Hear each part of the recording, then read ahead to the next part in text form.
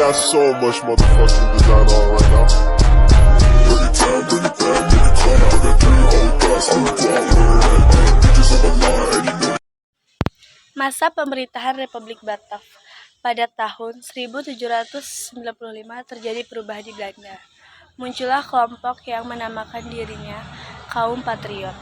Kaum ini terpengaruh semboyan Prancis yaitu Liberté, Égalité, Fraternité. Bertepatan dengan itu, pada awal tahun 1795, pasukan menyerbu Belanda. Raja William van melarikan diri ke Inggris. Belanda pun dikuasai Prancis dan dibentuklah pemerintahan baru yang bernama Republik Batak yang dipimpin pemerintah Herman William Daendels 1808 sampai 1811. Masa pemerintahan Herman Daendels. Herman Daendels sebagai gubernur di Nusantara pada tahun 1808 sampai 1811. Tugas utamanya adalah mempertahankan Jawa agar tidak dikuasai Inggris. Daendels adalah kaum patriot yang berpandangan liberal.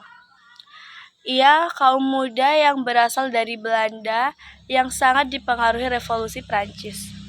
Dalam rangka mengemban tugas sebagai gubernur Nusantara, Daendels melakukan beberapa langkah strategis terutama menyangkut bidang-bidang berikut. 1. Bidang pertahanan dan keamanan. Daendels melaksanakan tugasnya mempertahankan Pulau Jawa dari serangan Inggris dengan melakukan langkah-langkah sebagai berikut. A. Membangun benteng-benteng pertahanan baru. B. Membangun pangkalan laut dari Anyer sampai ujung kulon. C. Menambah jumlah tentara. Ia mengambil orang-orang pribumi karena waktu itu ia pergi ke Nusantara, ia tidak membawa pasukan. D. Membangun jalan raya dari Anyer sampai Panaruka. Awalnya Daendels dikenal sebagai tokoh muda yang demokratis dan diawali panji-panji semboyan revolusi Prancis yang disebut dengan Liberté, Égalité, dan Fraternité. Namun setelah ia memegang tumpuk pemerintahan, ia berubah menjadi diktator. Daendels juga mengarahkan rakyatnya untuk kerja rodi dan dengan kerja rodi membuat rakyat menjadi miskin dan semakin menderita. Apalagi kerja rodi pembuatan pangkalan ujung kulon karena lokasinya sangat jauh dan dipenuhi nyamuk malaria. Banyak rakyat yang meninggal akibat gigitan nyamuk tersebut. 2. Bidang politik dan pemerintahan. Daendels juga melakukan berbagai perubahan di bidang pemerintahan. Kalau sebelumnya pejabat VOC datang harus memberi hormat dan lain-lain, sebaliknya Daendels tidak mau menjalani seremoni itu. Sunan Pakubuwana IV terpaksa menerima, tapi Sunan Hamengkubuwana II menolaknya, kemudian menyebabkan perseteruan antar dua pihak. Untuk memperkuat kedudukannya di Jawa, Daendels membentuk pasukan yang bernama Legiun Mangkunegara. Setelah berhasil mematahkan perlawanan Raden Rangga, Daendels memberikan ultimatum kepada Sultan Hamengkubuwana namun ditolak. Akibatnya, pada Desember 1810, Daendels berangkat ke Yogyakarta dengan 3.200 pasukan. Selain itu, Daendels juga melakukan beberapa tindakan yaitu A. Membatasi secara ketat kekuasaan raja-raja. B. Memerintah secara sentralistik.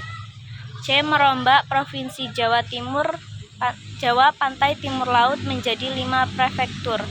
D. Pegawai tradisional diubah menjadi pegawai pemerintah. 3. Bidang peradilan. Untuk memperlancar jalannya pemerintahan dan mengatur ketertiban dalam kehidupan bermasyarakat, Daendels juga melakukan perbaikan di bidang peradilan. Daendels berusaha memberantas berbagai penyelewengan dengan mengeluarkan berbagai peraturan. A. Membentuk 3 jenis peradilan. 1. Peradilan orang Eropa. 2. Peradilan orang Timur Asing. 3. Peradilan orang pribumi. B. Peraturan untuk memberantas korupsi tanpa pandang bulu. 4. Bidang sosial ekonomi.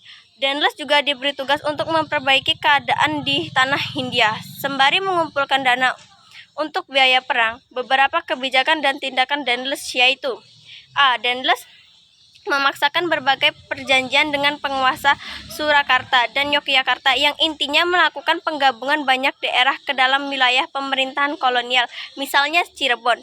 B. Meningkatkan usaha pemasukan uang dengan cara pemungutan pajak dan penjualan tanah kepada swasta. C. Meningkatkan penanaman tanaman yang hasilnya laku di pasar dunia. D. Rakyat diharuskan melaksanakan penyerahan wajib hasil pertaniannya. E. Melakukan penjualan tanah-tanah ke pihak swasta.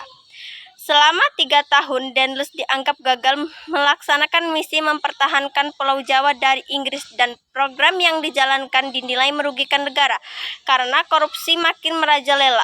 Oleh sebab itu, Dendels dipanggil oleh pemerintahan kolonial untuk kembali ke negaranya dan digantikan oleh John William Jason.